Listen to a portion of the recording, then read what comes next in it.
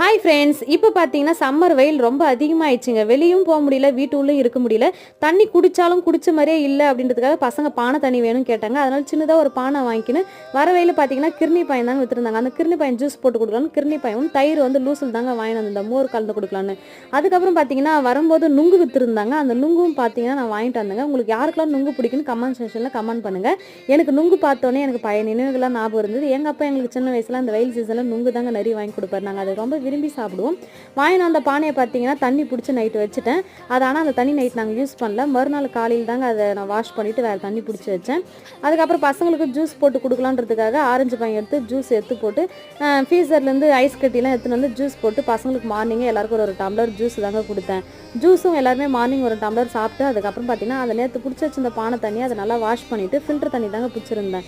நீங்கள் இந்த வெயில் சீசனுக்கு எப்படிலாம் இந்த சம்மரை நீங்கள் வெயிலை சமாளிக்கிறீங்கன்னு எனக்கு கமெண்ட்